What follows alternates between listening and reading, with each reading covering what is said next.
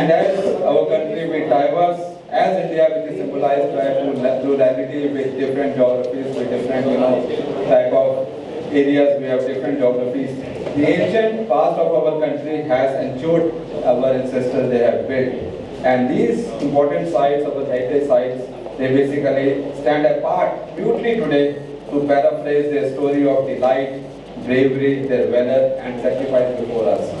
So the rationale of 10th International Heritage Tourism Conclave of PhD Chamber is basically to identify the factors that determine the success of heritage tourism in India and what is the way forward, how to actually replicate the success stories in all geographies, in all different areas, and also to identify the major challenges as well as getting some of the practical suggestions from the domain experts, from the experts who are here, who are basically the decision makers, and they are doing excellent work in their own domain for preservation of heritage sites. So we have in fact created this particular international conference to understand the way forward. So without any further ado, I request Mr. Sanjay Agarwal, President, PhD Chamber of Commerce and Industry, to kindly come forward and set the tone for this session by his presidential remarks. Mr. Sanjay Agarwal.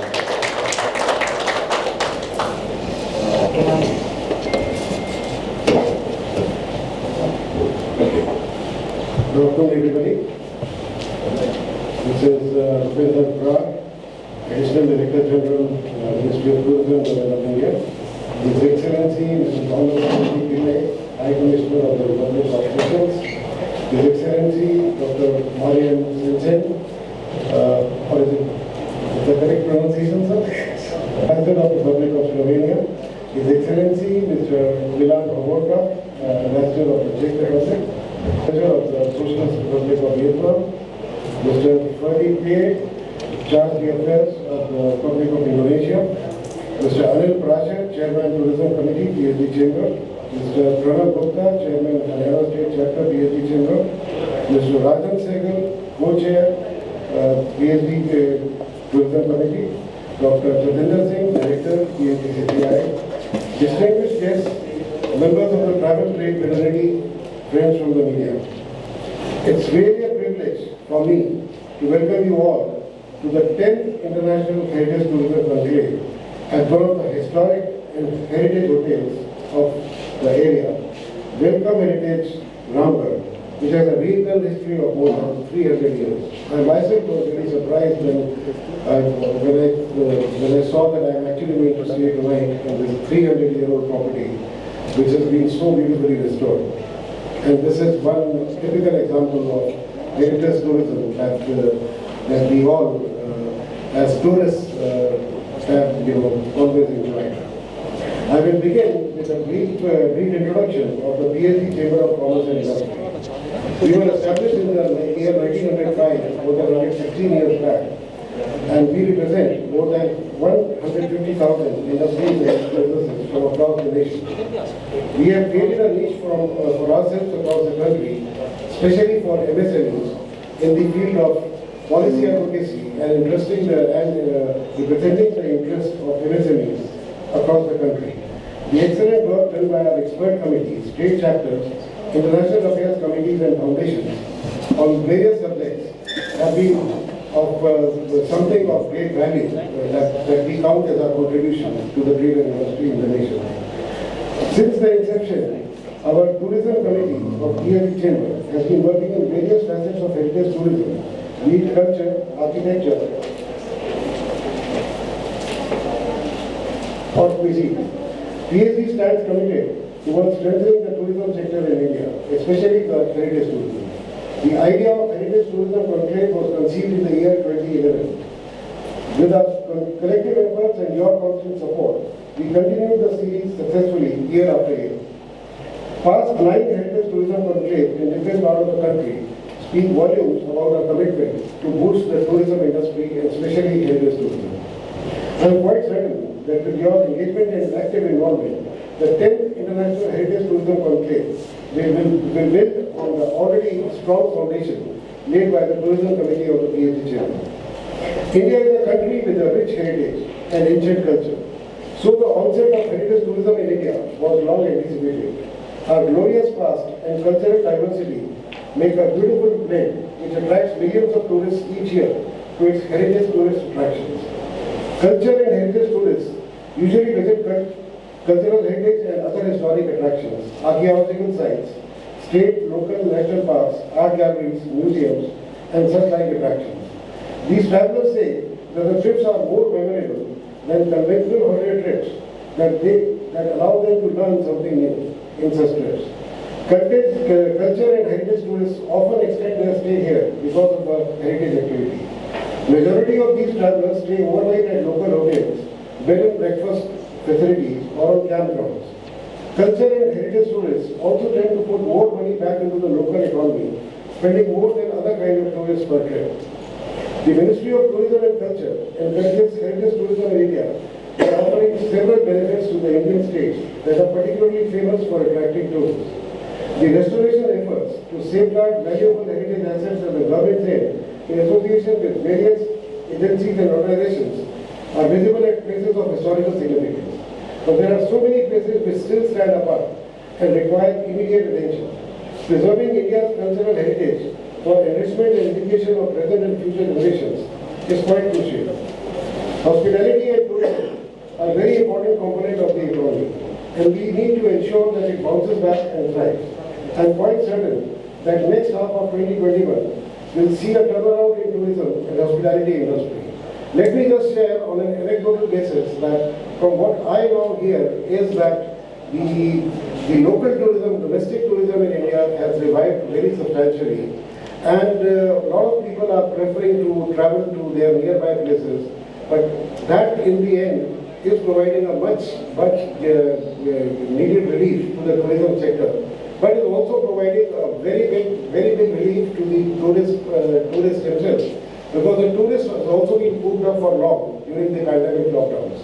So I think tourism ultimately, even if it suffered very badly during the COVID pandemic, ultimately it is coming down. Within most countries, domestic tourism has revived, and the international tourism, we all hope that with the vaccination process that is being undertaken all across the world, one would hope that the international tourism also revives sooner rather than later.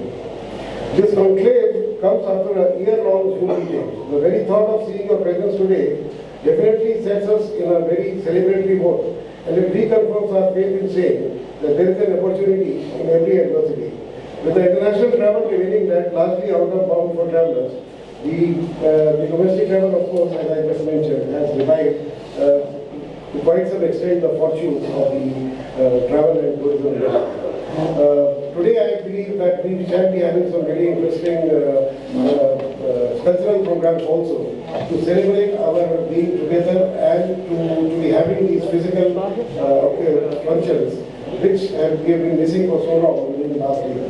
A 360-degree approach spanning from investment of the government to build supporting infrastructure and industry focus on innovation, sustainable best practices, exemplary service, creating customer experience will surely and steadily help in strengthening the trust of domestic tourism. On this note, I would like to extend my warm greetings to those participating in the 10th International Heritage Tourism Conclave and wish it a great success. Thank you so much. Thank you, sir, for laying the foundation of this very important conclave. And I would request Mr. Anil Parashar, Chairman Tourism Committee, PhD Chamber of Commerce and Industry, to kindly give the theme presentation. Over to you, sir.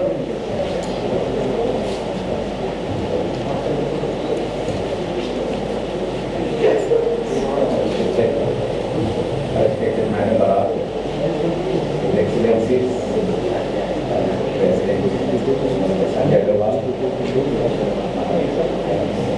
from PhD Chamber, Dr. Singh, thank you very much. All the delegates, welcome to this beautiful city, which itself is a World Heritage Site, as you are aware, Chandigarh city, and another 30 minutes from here, exactly 25 minutes drive, is yet another heritage site recognized by UNESCO, which is the mountain railway, Kalka to Shimla, what we know as toy train. So we are amongst two World Heritage Sites in this beautiful property, which itself, as the President explained, is a World Heritage is a heritage of 300 years. Heritage tourism has always been a major thrust area for the tourism committee of the PhD chambers. And this is, as the President explained, is the 10th chapter, the 10th conclave, beginning from Delhi in November of 2011, and then we had our second conference in 12 again in Delhi. 13th, the third and the fourth were also in Delhi in the months of February. The fifth one, the fifth conclave was in Jaipur.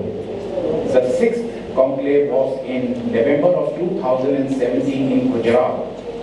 The seventh in Ahmedabad, 8th in Mussoorie, 9th in Gwalior, and 10th in Panchkula Welcome Heritage Property. The Tourism Committee is committed to build on the strong foundation laid by the chambers. The use of data science, data analytics, big data is essential for creating a responsible tourism and sustainable to unify communities to come. You are aware that India ranks currently 6th in the World Heritage sites, and considering the applications that are pending and already approved by many countries, we could be the world leaders in the heritage succession to the generations to come. We are not the owners of the heritage properties, but we are the caretakers, and we together have to build the existing infrastructure, the culture, to hand over to the coming generations. I very much hope that the deliberations and discussions amongst the experts who are present here today throw light on the pertinent issues, and we come up with some innovative and creative ideas to promote heritage tourism. PhD is committed to create such meaningful platforms to enable tourism industry to grow further. I one more time welcome all of you. Thank you very much. The key presentation. I would like to invite Dr. Pranay Gupta, our chairman of Haryana State Chapter PhD Chamber of Commerce and Industry. Over to you, sir.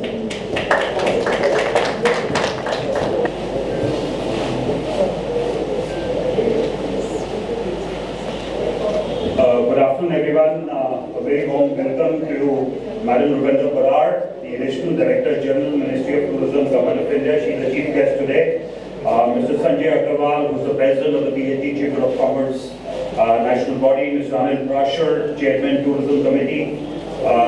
Pradeep Pair, JFA's Embassy of Republic, His Excellency, the Republic of Indonesia, His Excellency, Mr. Milan Hovarka, Ambassador, Embassy of Czech Republic, His Excellency, Mr. Pham San Chau, Ambassador, Embassy of the Socialist Republic of Vietnam, His Excellency, Mr. Evan Lankarik, Ambassador, Embassy of the South Republic, I think he's not here today, His Excellency, Mr. Thomas Selvi Pillay, High Commissioner, High Commission of the Republic of Seychelles, His Excellency, Dr. Marjan Sensen, Ambassador, Embassy of the Republic of Slovenia, Mr. Rajan Sehgal, delegates, friends, people from the media, a very, very warm welcome to today's conclave. It's my proud privilege to address the august gathering today on the 10th International Heritage Tourism Conclave.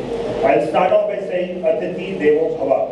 This is an ancient citation in India which embodies the traditional Indian philosophy of revering guests with the same respect as God.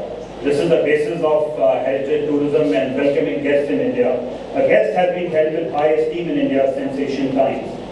India has rich cultural heritage which is amply reflected in the various temples, palaces, monuments and forts that can be found everywhere in the length and breadth of the country and are enlisted in the list of UNESCO World Heritage Sites. As Mr. Anil Prashar mentioned, we are already in midst of close to 2 World Heritage Sites, and we strongly encourage all the delegates here to visit those sites.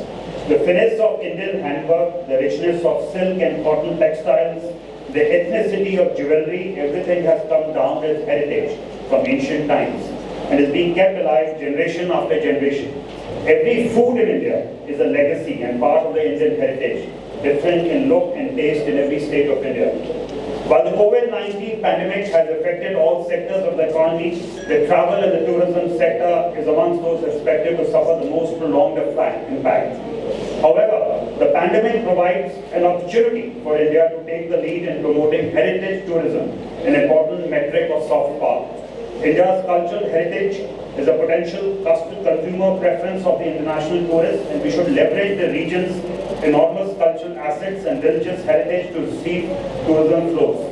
Linking tourism with heritage can do more for local economies than promoting them separately. The basic idea of heritage tourism is save your heritage and culture, share it with visitors, and reap the economic benefits of tourism. India also has tremendous potential in tourism in forms of medical tourism, pilgrimage tourism, eco-tourism, cultural tourism, and agriculture tourism, besides the heritage tourism. Since we are in the state of Haryana, it is pertinent to mention a little about Haryana as a tourist destination. Being the gateway of North India, this land of Haryana has witnessed historical battles, including the famous battles at Panipat, and has been canvas for the epic battle of Mahabharata at Kurukshetra. Haryana has developed several heritage sites with ethnic grandeur and has created excellent tourist facilities at these historical places. Among those well-known are the Raja Nahar Singh Palace in Faridabad and the Yadavindra Gardens in Banjore, which are also very close, about 30 minutes from the site, are worth visiting and staying over to enjoy royal times like a king. If you love exploring religious places, then there is ample scope for doing that here. The tourism industry of India is based on certain core nationalistic ideas and standards, which are swagat or welcome, sahyog or cooperation, and suvidha or facilitation. I am hopeful our guests and dignitaries from allied countries have experienced the rich culture and hospitality in India and will promote the same in their countries. We look forward to hear you, your valuable views and experiences, and I am sure with the presence of eminent speakers today, we'll have a very fruitful and beneficial discussion in today's program. Thank you very much. And in fact, you mentioned about Haryana as the gateway for North India, and you also mentioned about Banjore Garden. In fact, tomorrow we are also going for this heritage visit site, Banjore Garden, at 10:30 a.m. You are all requested to kindly join us in Banjore Garden. It will be experiential for everybody. Thank you very much. Now I'd like to invite our foreign delegate, Charge Affairs in the Republic of Indonesia, Mr. Freddy, to kindly come and share his perspective with the audience. Distinguished President and members of PHDCCI, Additional Director General of the Ministry of Tourism, Excellencies, ladies and gentlemen, let me first extend my sincere appreciation to PHDCCI for inviting the Indonesian Embassy to the 10th International Heritage Tourism Conclave, which is focused on a topic of such great importance. I suppose that it has never occurred to us that we would ever see a global pandemic happening at such a unprecedented scale, which has not only posed a serious threat to our health security, but also caused grave repercussions to the global economy as well as domestic economies. With all the border closures, the tourism industry has also fallen victim to the pandemic. In fact, it is actually one of the most severely affected. With the uncertainty that the global pandemic has brought, it is therefore difficult for us to predict when tourism would be able to return to its previous state. But with the wave of vaccination throughout the globe and the beginning of international travels, we might even see the rebound in the next few months ahead. I therefore commend the organizer for organizing such a very important event. Intentionally or not, you are actually sending a loud and clear message that there is still a reason for us, of course in the tourism sector, to be optimistic. We might not ever return to how it was, but we are confident that we are resilient and adaptive. The new normal will soon be the overarching theme, with a new set of health protocols to be implemented. Excellencies, ladies and gentlemen, talking about Indonesia, the tourism sector was hit hard. In 2019, we can call it 1 BC, 1 year before COVID, Indonesia received over 16 million foreign tourists. However, the pandemic has slashed the number by 75% in 2020. We could not afford to be pessimistic, of course. Too many people depend on tourism. Tourism has been a source of livelihood in Indonesia for almost 13 million people.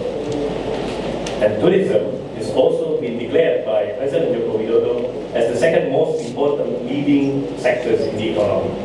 Revival is therefore a must, and I think we are on our way there. For Indonesia, in line with the theme that was set forth, cultural tourism contributes the most substantially, approximately 60% of our economy. It has and will always be the main attraction in Indonesia. In our perception, cultural tourism consists of two equally important aspects. First, culture as an object of tourism, and second, culture itself as an identity. By developing cultural tourism, we are not solely making the most of certain tourism objects for economic gain purposes, but we could also establish sustainability by making it an identity of a particular community or place.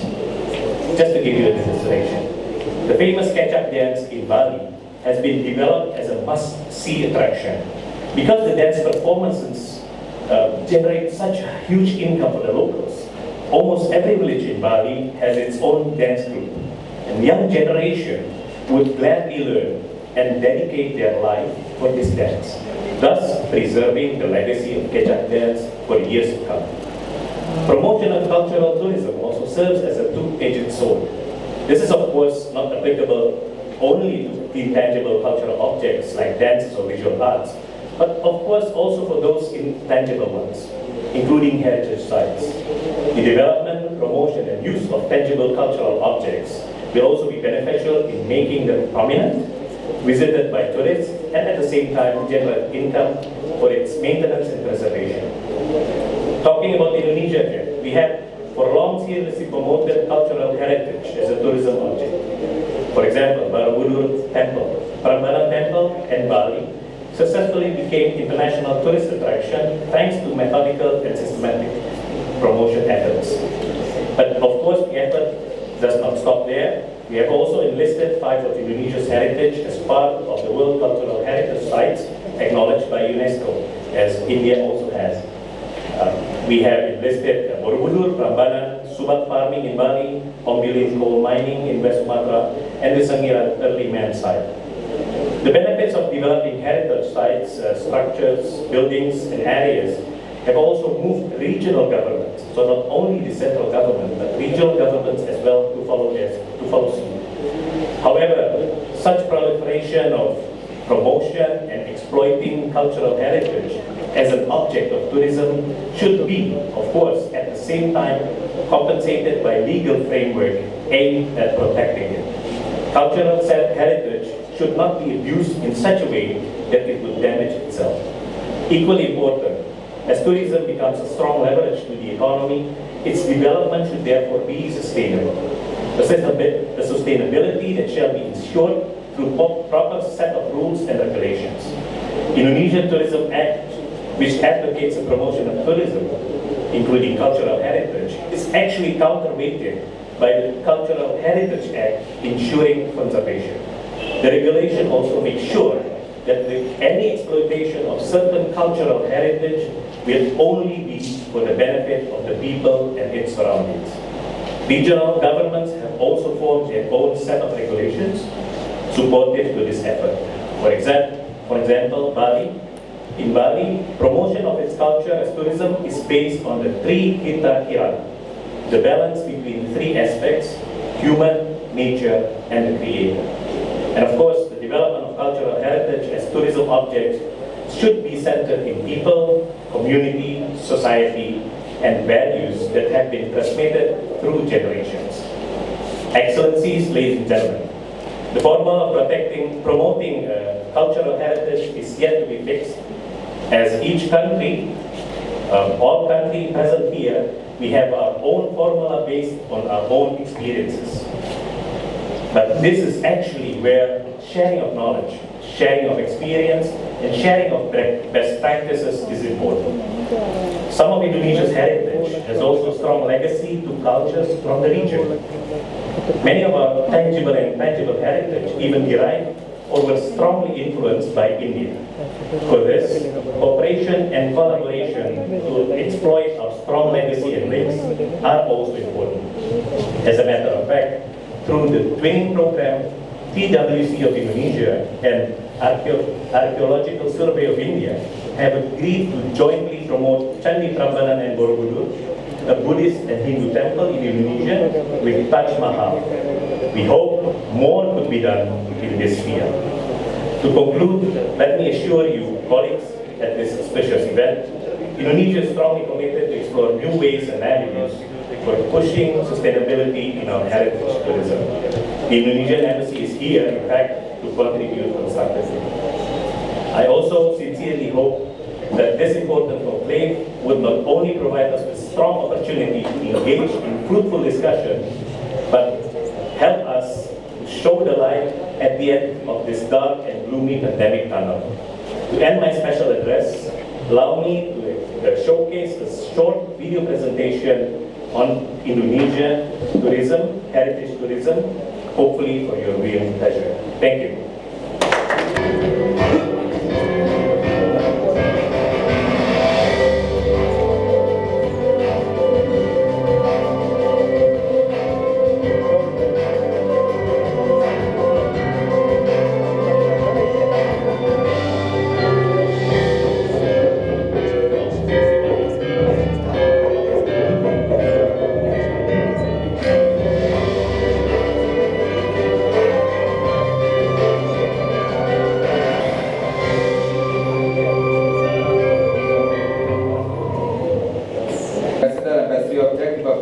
For his presentation.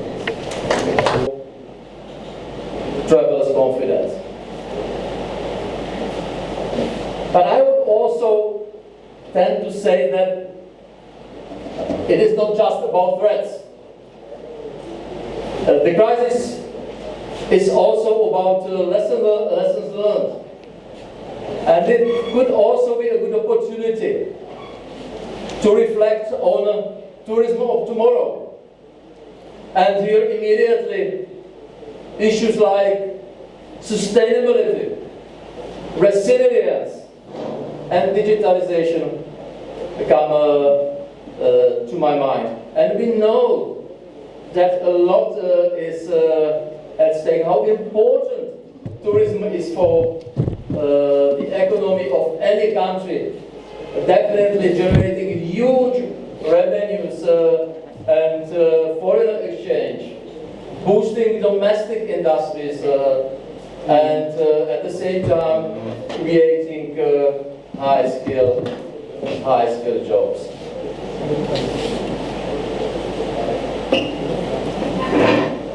And then definitely we do have heritage or historical tourism, and on which we are focusing our today's attention. And this is a very fine segment of tourism, because I believe it helps us, any of us, understand better our own roots, to understand better who we are, but at the same time tell others, people representing other cultures, something about us through historical sites, historical monuments, through our traditions, rituals, and from that perspective, this is a very powerful instrument. And you Indians, you should be proud of your country. One of the oldest civilizations. India is famous for its glorious past, multicultural experience, and definitely myriad of beautiful historical monuments. And the country is famous, whether we talk about places of pilgrims, whether we talk about beautiful palaces, iconic fortresses, or whether we talk about your culture, dances, songs, food, all this elements are appreciated by millions coming to this country from all over the world. And I understand that heritage tourism has been, if not declared, but at least considered as one of key engines of the revitalization of tourism industry here in India. And rightly so. And I tell you, after having been here for more than 5 years, half years and a half, I know how much efforts have been made by the central government and governments of states and union territories to enable both domestic and foreign industries to experience India's heritage in full glory, and definitely to be able to hand it over to the next generations. And I was in the Red Fort complex in August 2019, when the Prime Minister Modi shared his vision of where he sees the tourism in next couple of years. And I remember he was absolutely right to say that India has so much to offer. And he went, I understand, on to encourage his countrymen to visit at least 50 places across India. And I understand that it's not practical because of COVID, but the idea as such is very important. And I would also agree with the Honorable Prime Minister that domestic and foreign tourism are communication vessels. And if domestic tourism increases, it will, by default, attract foreign investors. And I tell you, this is also the experience the Czech Republic has gained in its efforts to build its own tourism sector. And I am happy to say that we have been quite successful in our efforts. And I am double happy to say that India has been playing a very important role in our successful journey. Suffice to say that in 2019, which is the last pre-COVID year, we were privileged of welcoming nearly 100,000 Indian tourists. Imagine that, and they spent in the Czech Republic 3 days and a half in average. At that time, well, we still thought that it's nice progress, but definitely our ambition was much, much higher, and then the pandemic has come, and unfortunately we had no other option but to change our plans, but only temporarily, because the systemic interest of promoting people contacts between India and Czechia, which, as you know, is one world name of the Czech Republic, has remained intact. And believe me, once conditions are right, we will once again restart our very aggressive approach promoting the tourism. By the way, I was in Tamil Nadu last week, and I called on additional Chief Secretary, and we discussed exactly the same subject. What more we can do to promote tourism exchanges. So I will bring my introductory remarks to an end here. Once again, Mr. President, fellow colleagues from PhD Chamber, thank you for organizing this event. Thank you very much for giving the opportunity, and definitely you guys, thank you so much for taking time to listen to me. Thank you. Very, very dynamic speech, and thank you very much. Now I would like to invite our next speaker, this specially addressed by His Excellency Mr. Pham Chen Chao, Embassy of Socialist Republic of Vietnam, to kindly come with eyes and kindly share your perspective with your audience. I'm Additional Director General, Mr. President of the distinguished excellencies on the dais. Thank you very much for the opportunity, and I come here to share with you just two things. How I see India's potential for heritage tourism, and what is the recommendation from me as an expert who used to work for UNESCO. I was 20 years ago Ambassador of Vietnam to UNESCO. I was member of the World Heritage Committee. I was also member of the Executive Board of UNESCO. So I think that I'm pretty what so-called expert to comment on that matter. My first point is that heritage gives you branding. UNESCO site value nearly 500 million US dollars. So once you get UNESCO site, it brands you automatically. Number two, each traveler, when it goes to a UNESCO or heritage site, they tend to spend 38% more than the normal place. And they tend to stay 22% longer than in other places. Having said that, you have so many potential. My next point is that it's very difficult for us to establish the direct airline between Vietnam and India. So I went to meet the chairman of IKIBO, and we come up with the initiative that they will start, instead of connecting Vietnam from New Delhi, they start from Kolkata. The reason very simple, because from Kolkata, they can connect the Vietnamese visitors to Bodh Gaya. Because for Vietnamese people, India means Bodh Gaya. So you see how important for us a brand name is, a heritage is.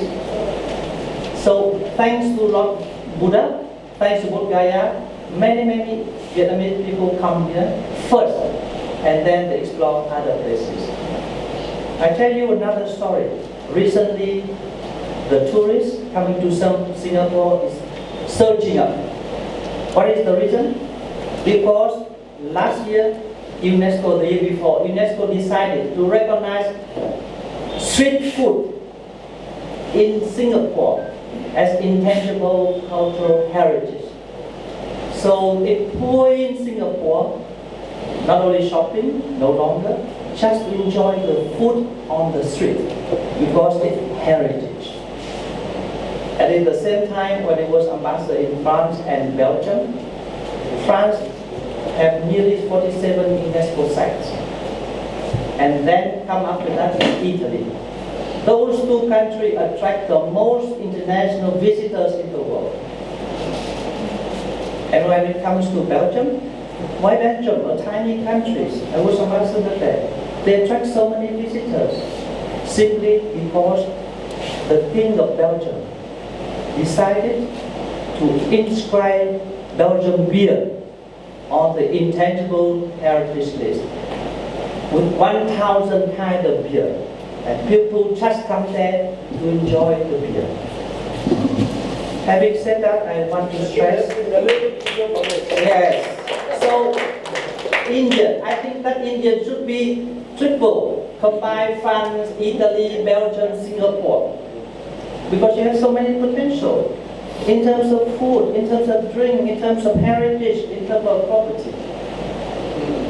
How about my country? My country, very straightforward and focused on only two fronts.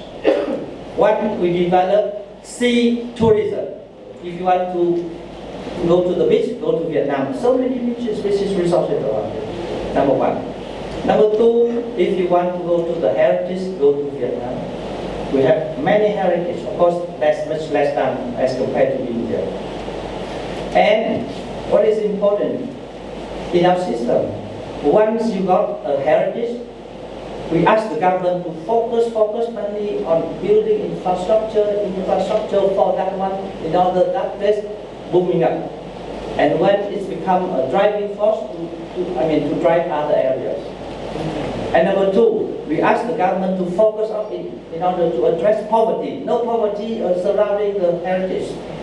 Number three, to involve the local people as stakeholders in that heritage site, so they benefit from the growth of tourism. Number four, each tourist, when it comes to heritage site, they have to pay additional $1. Additional $1. They go to the port, $1 more in addition to the ticket for the preservation and for climate, for the fight against climate. Like this one, if you stay here, normal price is, let's say, 14,000 rupee, you have to add, say, 70 rupee more because it's property. It does not go to the owner, but it goes to a fund. So we have a lot of policy focused around only one side in order to support that side to grow. Otherwise, it's very difficult.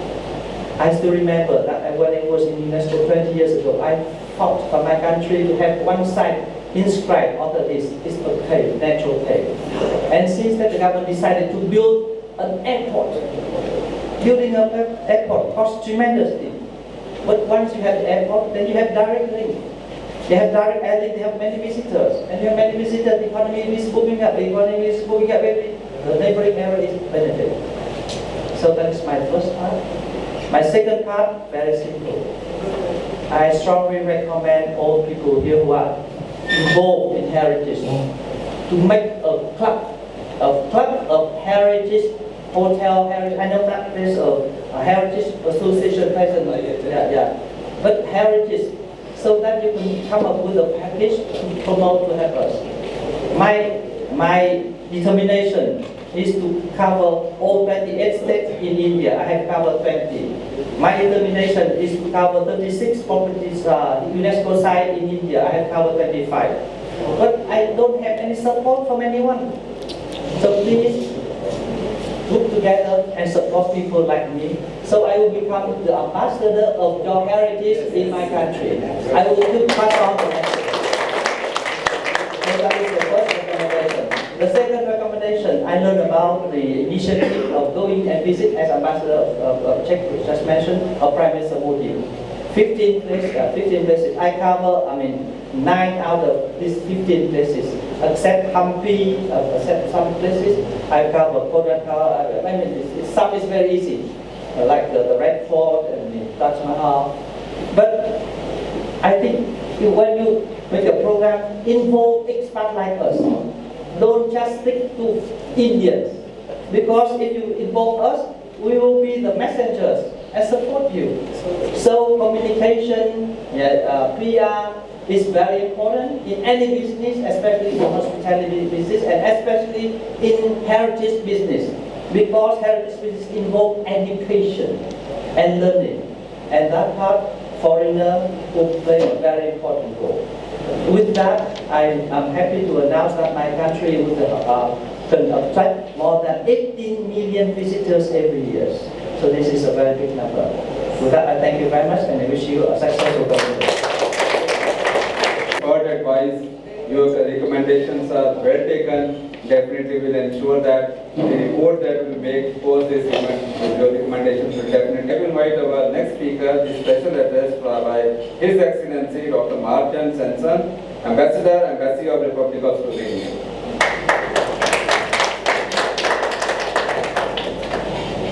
Very much.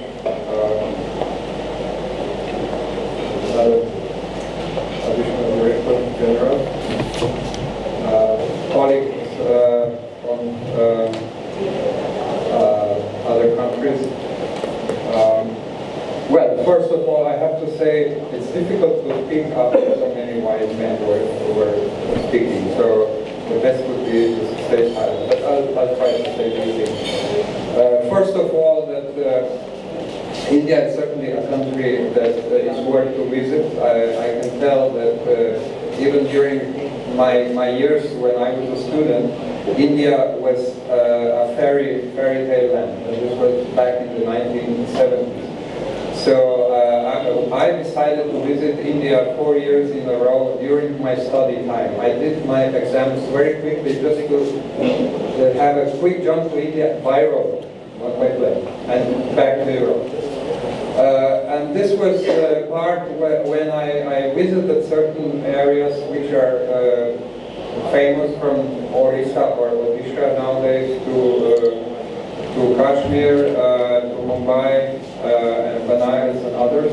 And then I was thinking that, you know, traveling around India by bus or train, you see so many nice places, so many historic sites, so many people, so many details you want to actually stop and watch them. And it didn't work by this transportation. So my next decision was to do a bicycle tour.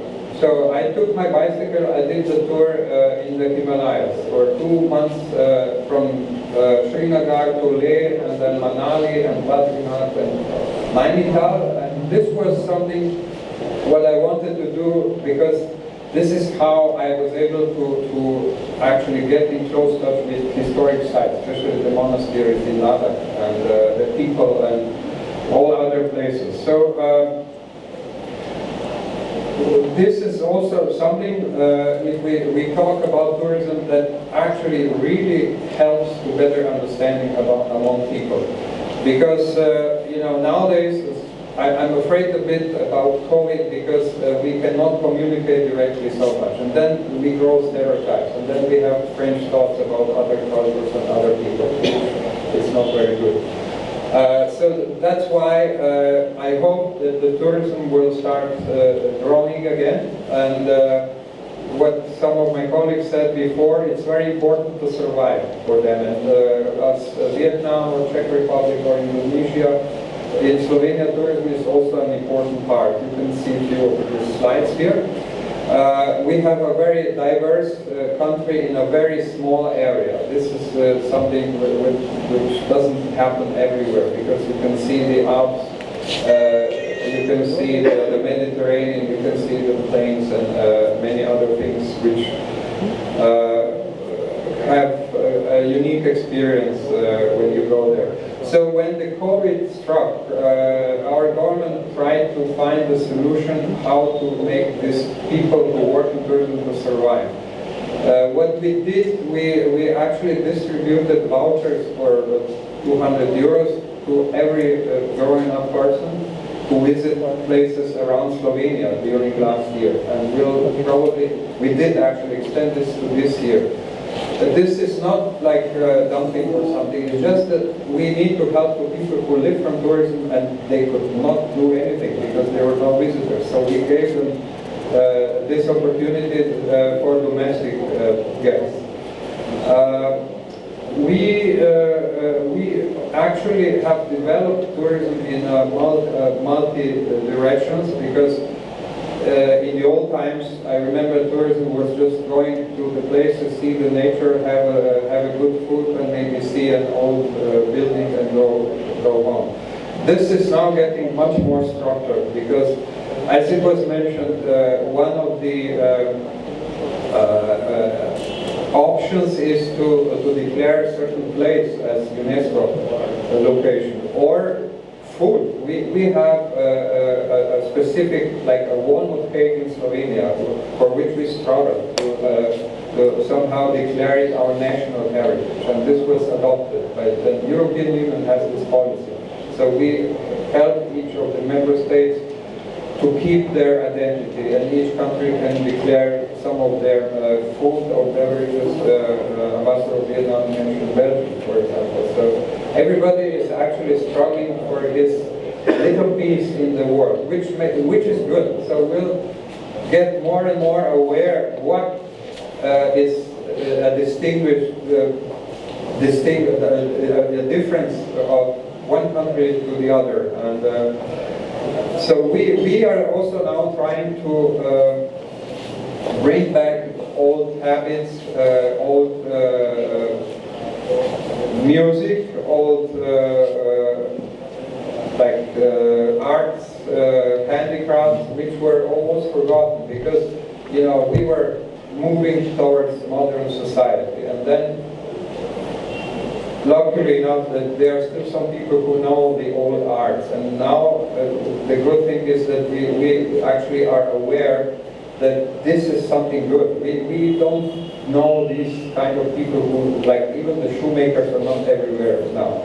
These kind of people have their own crafts, and if they forget and nobody takes over, then this art is lost. And I've seen places in India, how to make all kinds of things, and or Indonesia, batik is one of these things. You have to know how to do these things, that they are good and also modern, and that's very important to go with time and develop new varieties of the old heritage. So now, if we talk about tourism in Slovenia, it's also organized in a way that you don't go to a hotel. The big hotels are almost past. We still have some of them, but we have smaller family hotels where people can have their local food. They can work actually at the farm in Slovenia to experience life in the countryside, because many people now are in urban areas to feel how is it to live with the nature. We have made organized preservance of old songs, old music with modern, let's say, addition. Because one thing which I personally saw is very important that you actually go with the times. Because, in our part of the world, one of the varieties of music is polka, like raga in India. And then, if you play the same thing all the time, the new generations are getting bored. So you need to make a new approach, or with a little bit of hip-hop or something like that. So that's very important to be aware of. And the other thing is, who are the actors in tourism?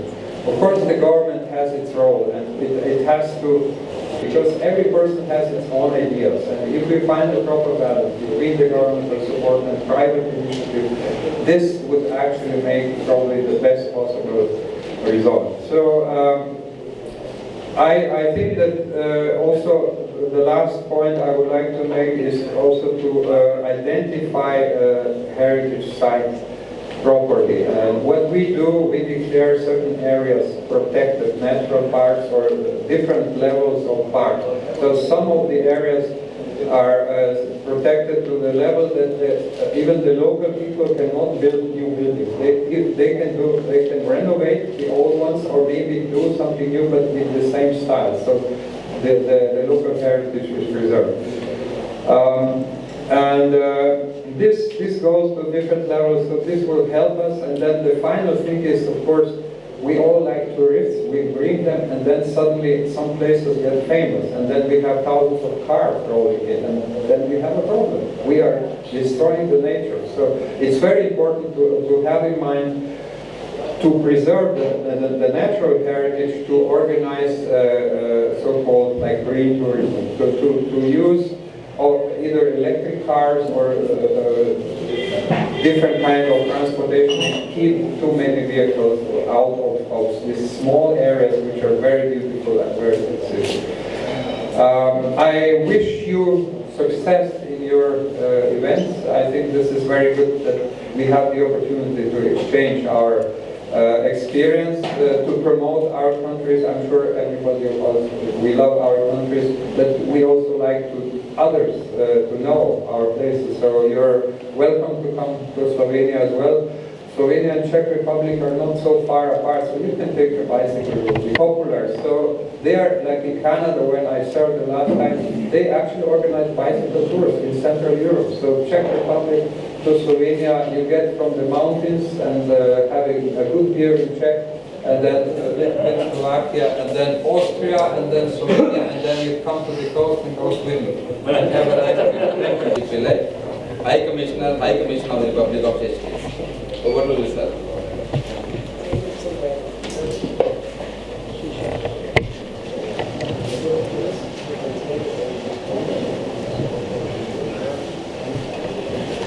Mr. President, PhD, CCI, Ms. Bra from Ministry of Tourism, Excellencies, colleagues, distinguished guests, ladies and gentlemen, to Seychelles also to see. And also I'll talk a little bit about ecotourism, which is also important to situate Seychelles. Perhaps some of us here are not aware about Seychelles. We have 115 islands, and these have existed in the settled corner of the Indian Ocean since 150 million years. When the landmass of the Gondwana left behind a tiny underwater continent, whose highest peak now is known as the Seychelles Islands, right in the middle of the southwestern Indian Ocean. The Seychellois people, we call ourselves Seychellois from French. The Seychellois people are a colorful blend of people of different races, cultures, and religion. At different stages in its history, people of African, European, and Asian origin have come to the Seychelles. And they brought with them their distinct traditions and customs, and they have in one way or other contributed to the life and to the vibrant Seychellois culture that we know today. In terms of our architectural design, some of the brand old houses which have steep roofs are representative of a style adopted for comfortable living in the tropics. And these displays are influences from French and British colonial heritage. Seychelles was, first of all, a French colony. About 150 years ago, there was no one in the Seychelles, and the first settlers, I always question this, the first settlers who colonized, but there was nobody in Seychelles, so they were French, and there were 17 of them, and they came along with 5 Indians from Pondicherry, and also, unfortunately, we could not celebrate this due to the COVID situation.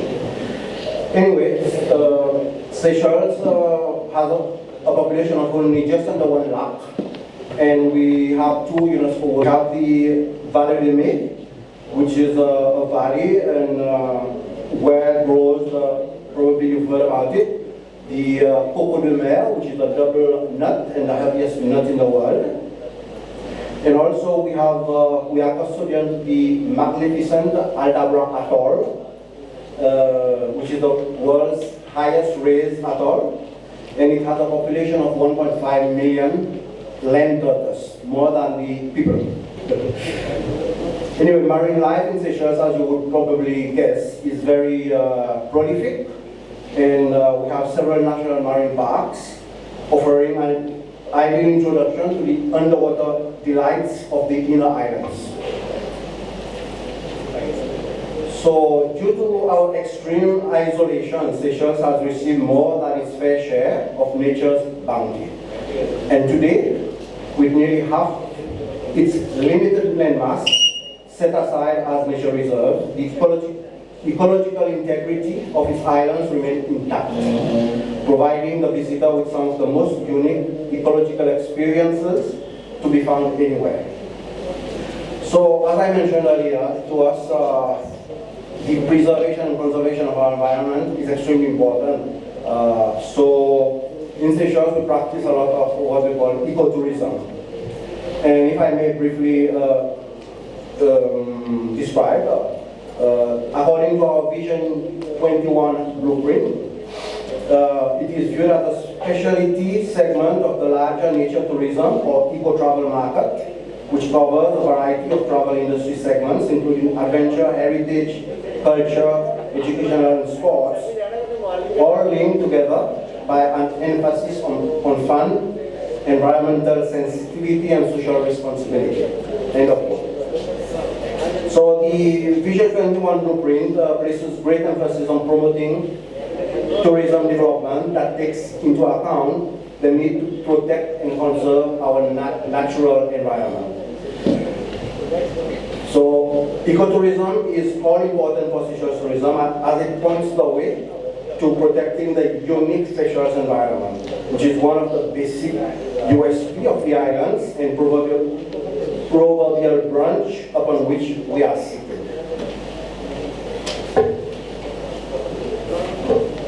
I will talk a bit now this is in our perspective. Should I continue?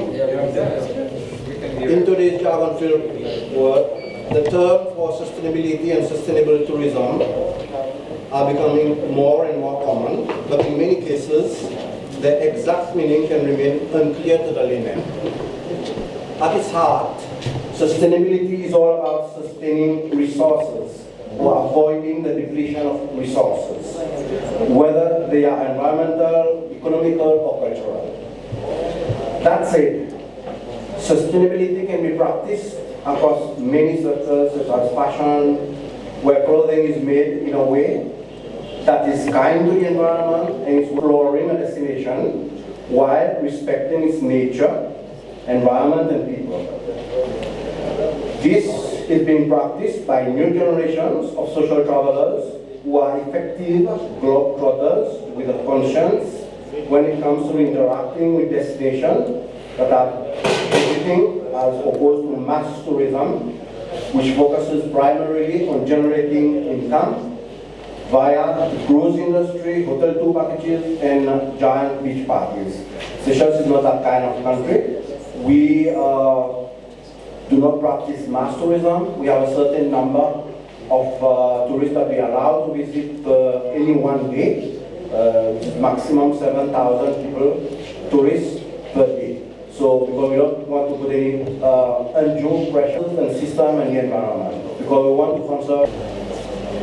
So, at the forefront of keeping Seychelles sustainable is our very own Ministry of Environment, which works in very close collaboration with our Ministry of Tourism. And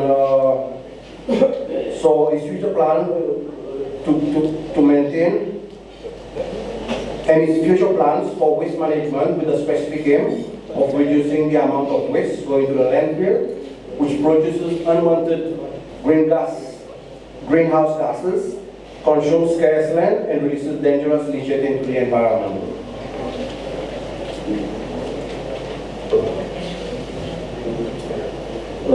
And finally, in terms of sustainability, how we perceive it, we see that sustainability is a massive subject that covers a broad spectrum of different disciplines, such as the creation of marine protected areas to balance demand for development, with the need to protect the environment and unique biodiversity, and also sustainable fisheries management to allow Seychellois and visitors to consume fish that have been caught in a sustainable manner.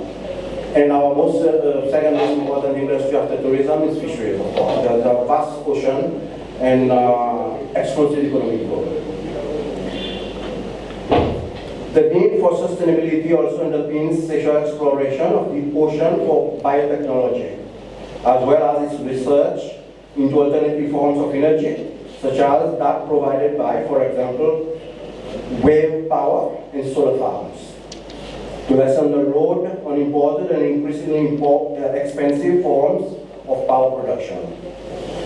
However, we believe that sustainability's lowest common denominator remains the manner in which we each make a concerted effort to lessen our footprint on the planet and to consume its resources in ways that will make them available for future generations of Seychellois and tourists alike.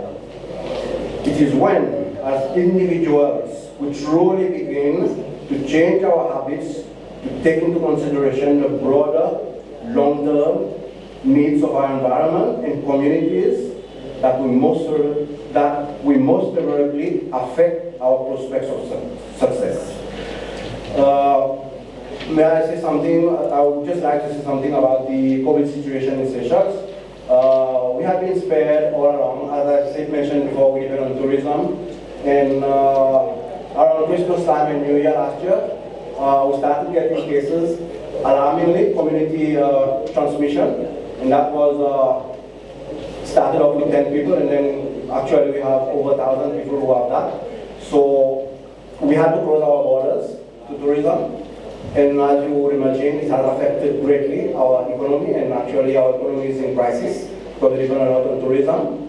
So, but the government came out with a quick plan of vaccination to achieve herd immunity. And I am happy to announce that we are almost there. 70% so far have been vaccinated, and it is the country in the world which has been, which is the most vaccinated, 70% of our population. Anyway, it's not too difficult for us. We have just below 1 lakh people. So, and I'm very happy to announce that our borders, international borders, will open on the 25th of March. And hopefully soon we will resume our flights to Mumbai. Actually, we are doing that on an ad hoc basis because international commercial flights are closed, as you all know. So, but we have come up with a temporary double agreement with India.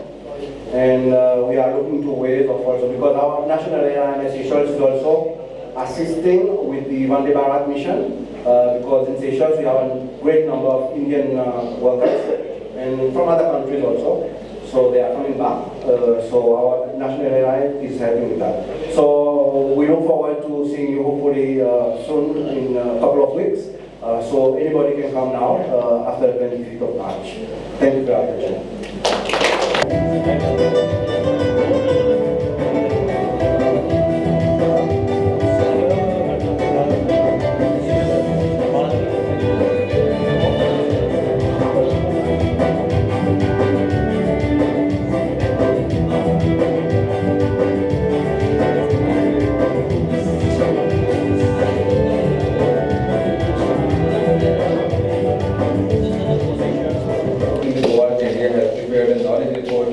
On the theme of harnessing power of heritage tourism, I request all the delegations to kindly release this report so that we are then able to discuss the contours and nuances of the report with the audience.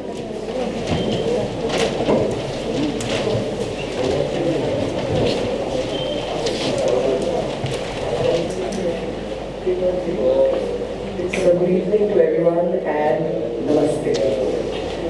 Namaste to everyone. So Honorable His Excellency Mr. Milan Hovorka, Ambassador from the Embassy of Czech Republic, the Ambassador to the Socialist Republic of Vietnam, His Excellency Mr. Harvey San Shao, His Excellency Dr. Pasha Chenchen, Embassy of the Republic of Slovenia, His Excellency Mr. Thomas Shelby, today the High Commissioner to the Republic of Seychelles, and Mr. Ferry Pei, the Charge of Press, Embassy of the Republic of Indonesia, Mr. Sanjay Agarwal, President FICCI, PhD Chambers of Commerce, and also everyone who is assembled here to this really special evening. And I heard a loud round of applause, so I must thank, I think that's the indulgence you get of being the only woman here.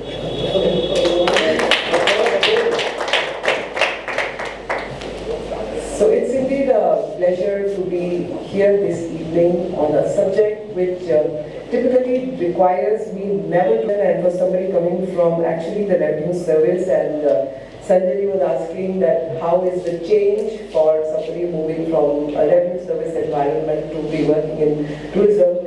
So I describe it in one line: from a workspace where you must not smile to a place where you can smile. So I think that defines the huge difference in workspace, and I'm not complaining, I'm loving it. But more importantly, I think what is also important in tourism, so to say, and we say the India story, where it's going right now, I think it's a wonderful time to be in a sector that needed the right kind of momentum, and it also needed a right kind of maturity, we should say, in ourselves as a nation.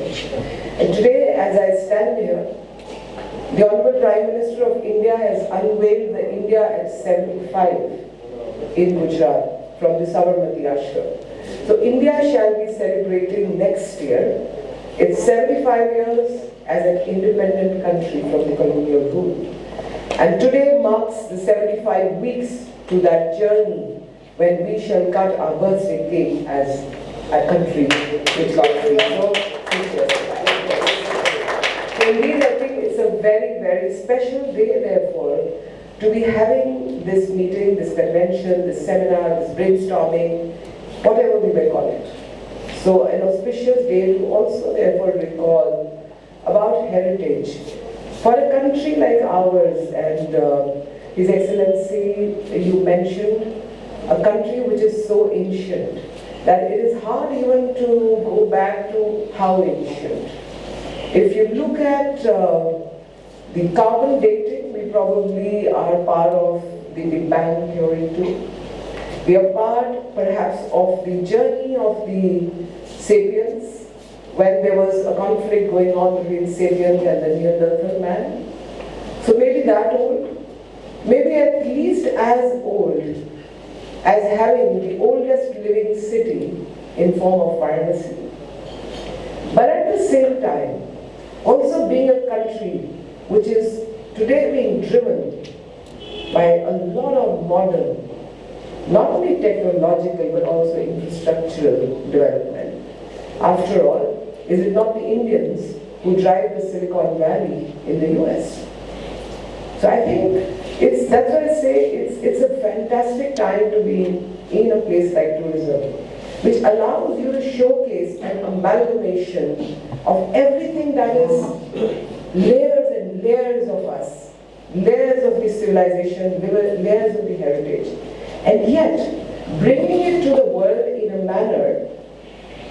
His Excellency from Slovenia mentioned about music, on how the traditional music still needs to be customized and brought forth in a modern form. And that's where I think we as a country are at the rightest time in history to be claiming and bringing forth to the world the plethora of heritage, 37 or maybe 38 actually, if I'm not mistaken, heritage sites, out of which tangible heritage, the intangible heritage, the natural heritage, we are spoiled for choice.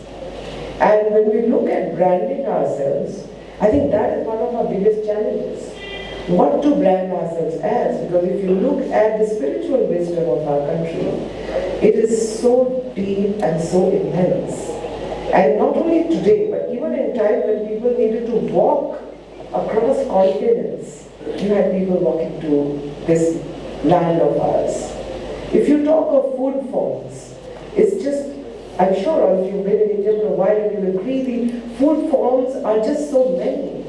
The music forms just so many. Dress, dance, festivals, dialects. The sheer human, I would say even the body language changes so much as you move from one part to the other. But how are we going to leverage it all together as a tourism product? I think that is where our challenge really lies. I have everything, great, fantastic. But how to put it together? Because when somebody comes for tourism, he or she is not going to come and live here forever. Maybe some will, like our dear friend from Slovenia actually came, finishing his studies fast, choosing to cycle, and actually spending time on trains and cycles and whatnot. But typically, a traveler will come for a few days and then will go back to where they come from. In those few days, how should we bring forth an experience that not only is memorable, but also compels the person to come back or to tell their family and friends back home that, hey, this is a country on your bucket list, you cannot leave the earth without visiting India. I think that's where we all need to work together, and that's where the stakeholders, the governments, and thank you, His Excellency from Vietnam, you have given us some fantastic ideas, and I'm sure we'll work together as to why in a country like ours, where we have literally, I would say, thousands of monuments, thousands of forts, thousands of temples, why should we only have these many number of UNESCO heritage sites? We certainly need to be working towards adding them. Because what is important, and I must emphasize that part, is that one of the major drivers of tourism and travel is infrastructure itself.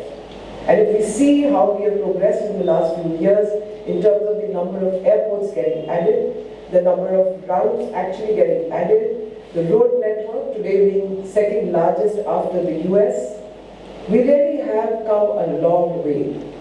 Now how must we therefore add the softer parts of a traveler's experience is really a challenge unto ourselves.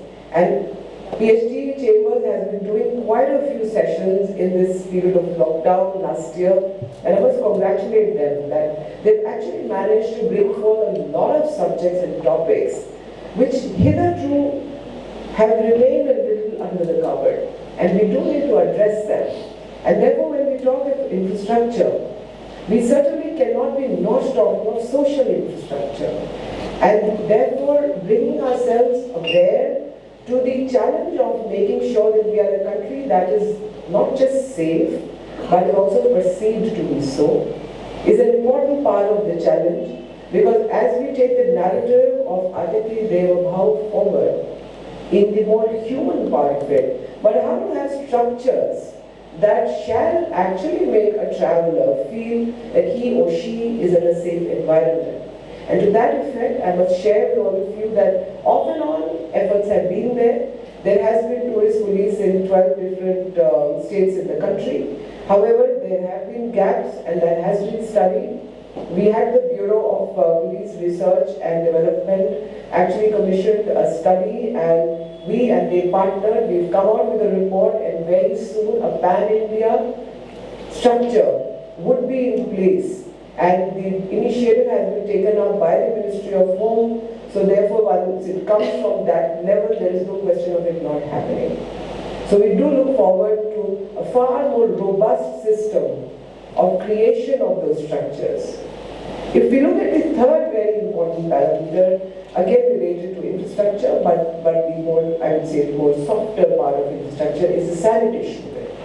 Making sure that all our tourist places actually have ability for the traveler to not worry about using the basic facilities, whether they be of washrooms, toilets, or drinking water. There's been a lot of work that has happened as part of Swachh Bharat mission, but we need to do more. But then all this brings me to another subject, and while we are talking of heritage, and I'm not going to focus too much on heritage only, because that is one part of the whole story, but unless we don't put all this together, as a country, as a people, it's going to be hard for us to just talk about heritage. Therefore, it's very important for all of us, not only as stakeholders, but as citizens, that if things are being done, then we as citizens, and I'm insisting on that part because in a country of 125 crores, 1.25 billion, nothing can happen unless the people don't get together. It is not just for the industry, it is not just for the government, but it's for all of us to own up the heritage and carry the whole message of India forward. And that's where today's specific discussion on heritage brings us to another interesting initiative that we started taking in the ministry about 4 years back. And it came out of the Honorable Prime Minister's concept. I'll say it in Hindi and then we'll translate it into English. Apni dharohar, apni pehchan. It is about owning up your heritage, adopt a heritage. There was a little, perhaps lack of appreciation as to what does it really mean. Because for a lot of us, when we talk about heritage and we talk about food, where it is about those little ways of living for which we actually now have a whole ministry, Ayush, for a lot of us, you wonder, why do I even need that? Putting a little garlic in your food, having turmeric as part of our daily life, or using betel, and so many other things are so much a way of our life. Or even listening to waking up in the morning, washing up and listening to spiritual music around you is not something that has required us an extra effort. It's just so weaved into our lives that somewhere I think we are not remembering that to an outsider we need to take it forward in a different manner. And that's where the need to put it all together as a package is extremely important. And therefore when PhD Chambers has done something on heritage tourism, it brings me to remind all of you about the Adopt a Heritage project, which was started. In the Red Fort, that model is almost near completion, where the Dalmia Bharat came forth as the investor partner, so to say, through their CSR fund. And the ASI and the Ministry of Tourism, because ASI is actually the owner of these assets, is the agency that decides as to what are the interventions that are actually possible, feasible, without taking away from the essential construct of the lead fall. And from the tourism perspective, as to what are those amenities and what are those experiences that we would want a traveler to have. The project is working fairly well, but because it doesn't have any precedents to sort of fall back upon, it's taking just that little extra, and of course COVID has played the villain in terms of everything sort of getting delayed by a year, but very soon all of you shall be able to see a fantastic state-of-the-art sound and light show there. The museums that have been restored there, including the Netaji Subhash Chandra Bose's own memoirs, being placed over there, a lot of memorabilia also, and a cafeteria. So that's the way forward. And interestingly, there's a lot of requests coming for crowdfunding. And that's where it tells you that the country is actually ready, the country's people are ready to own up their heritage. But they do need structures, and that's where the role of the government really comes in to create those platforms, to create those structures. And I must, though Gujarat is not here with us formally today, but must share with you that Gujarat government has come up with the heritage tourism policy very recently. It's a 5-year plan, and they have actually gone down to the granular details of saying that how they would be providing financial support, how they would be providing publicity and outreach support to everybody who comes forth to start working towards restoration, conservation, and also adding the experiential part to heritage. But more narrative definitely needs to be developed. And we need to be talking more. And also there is a lot of talk these days about quote-unquote creative economy. And while I would say that for a lot of countries, with all due respect to all the countries in the world, everyone has their own beautiful cultures, faiths, beliefs, festivals, customs, folklore. But India is just phenomenal in its content. And therefore, when we talk of creative economy, it's really unto our own creativity that in a place like this, for example, why should I not have further add a few things that make it so very unique to only this place, which no other place would offer. I think that's where we do need to start wearing our creative thinking caps and weaving the whole story together, whether it be textiles, whether it be the fuller's earth, whether it's the painter, whether it's the musician, whether it's the craftsman who crafts those toys, or whether it's somebody who's actually making food. So I think somewhere there lie our challenge, and I'd encourage all of you who are gathered here to spend today and tomorrow, and after that also wherever you all meet in your own small groups, to actually start thinking that things that we assume as our daily part of life are not to be assumed in the same manner for the traveler. Therefore, putting them together, packaging them together, and actually creating a product out of them is something that we should be doing at this juncture. From the governmental perspective, the infra support that we are getting, and you shall keep getting, because that's a high focus area of the government, shall remain. In terms of COVID impact, fortunately, the number of cases started going down, and to begin with also, we were lucky for various reasons put together that if we look at the size of the country, the impact has been relatively less hurtful than many other countries.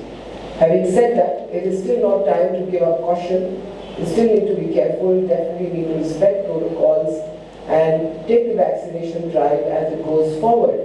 But in the meantime, these kind of thinking workshops, interactions, ideating with each other are extremely important for all of us to take our incredible country forward.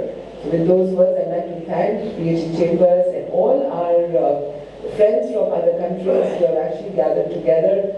Travel will definitely come. I think it is something so basic to human need that soon when, and we just spoke about Seychelles, you are getting visas already. I'm sure all the other countries will also evaluate their ground level realities at the earliest, because travel is something so intrinsic to human existence that if people could have traveled as pilgrims in those times when there wasn't even a bullock cart thought of, then surely today there's going to be no dearth of travelers very soon. So let's gear up for that. Let's make ourselves ready for that time when we know that people are going to start coming back and visiting our beautiful country. Thank you so much. Very, very wonderful and exciting speech. In fact, you rightly touched upon the point of adopt a heritage site, and for your information, and many of our members already they have adopted many sites, and the preservation work is going on. And for example, our chairman's company group already they have restored a heritage site in Delhi and now already handed over to ASI. Thank you very much, sir. Thank you. Before, in fact, requesting Mr. Rajan Saigal to propose vote of thanks, I request our president to kindly felicitate our guests with a memento from PhD Chamber as a matter of respect and honor for all the excellencies and our dignitaries who have traveled from Delhi especially to this very, very important heritage site.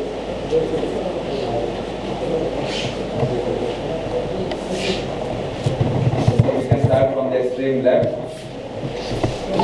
Excellency from Slovenia.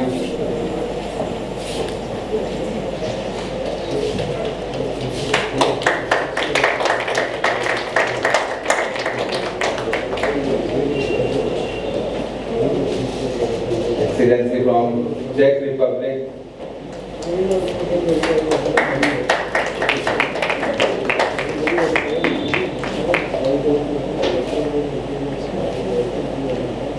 Excellency from Embassy of the Socialist Republic of Vietnam.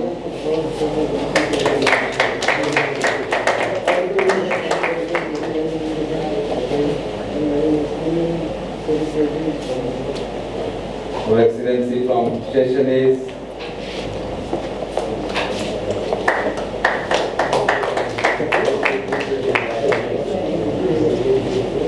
And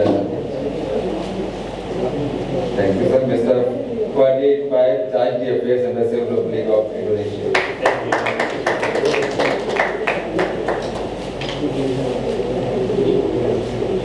And finally, I request Mr. Sanjay Agarwal to kindly felicitate our chief guest, Mr. Rupinder Barar, to remind the committee.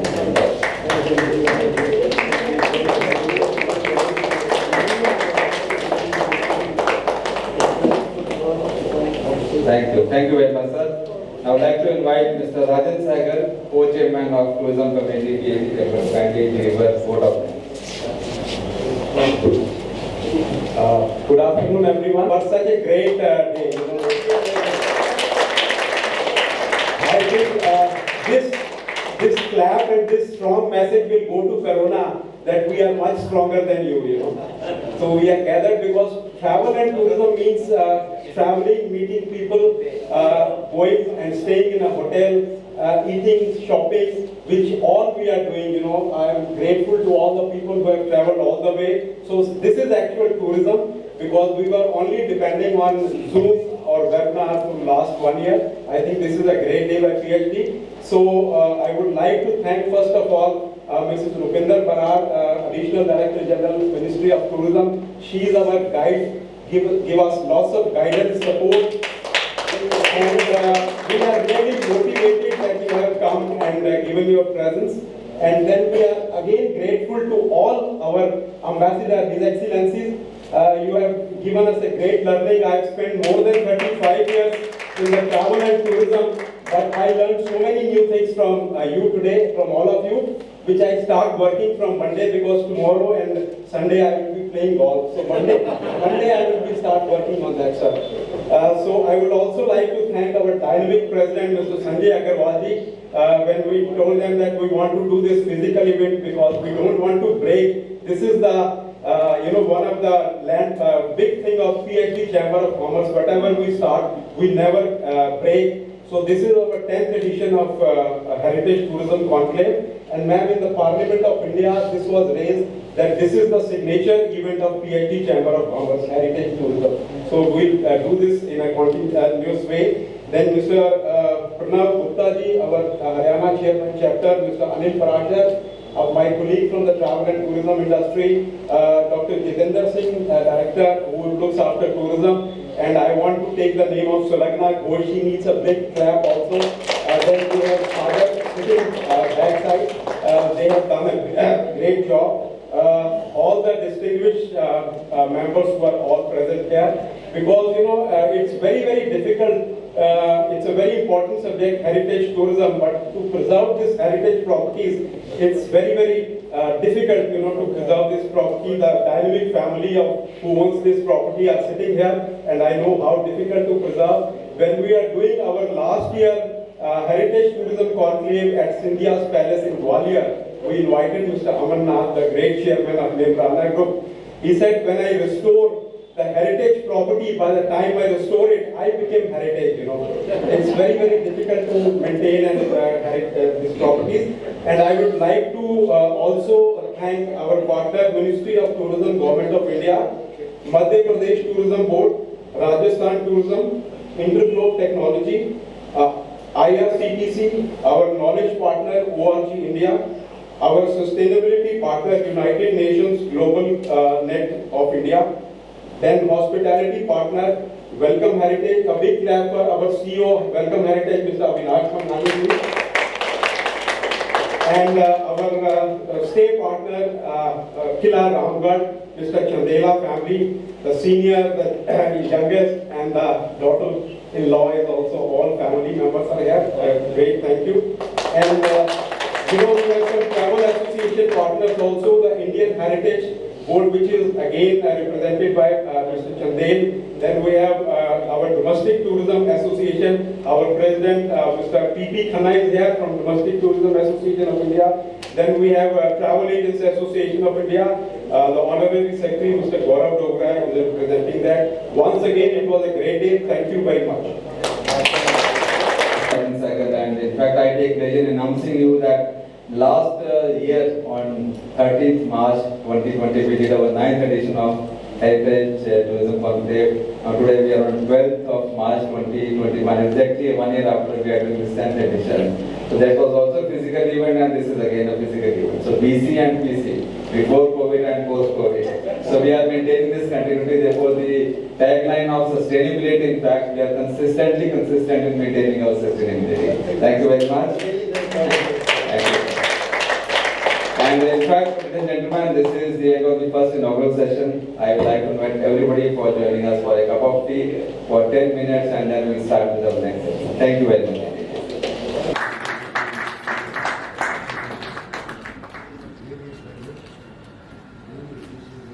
Excellency from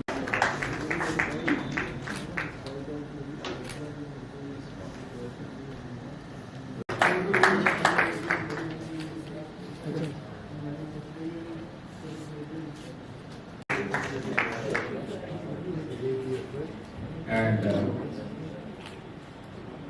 thank you, sir, Mr.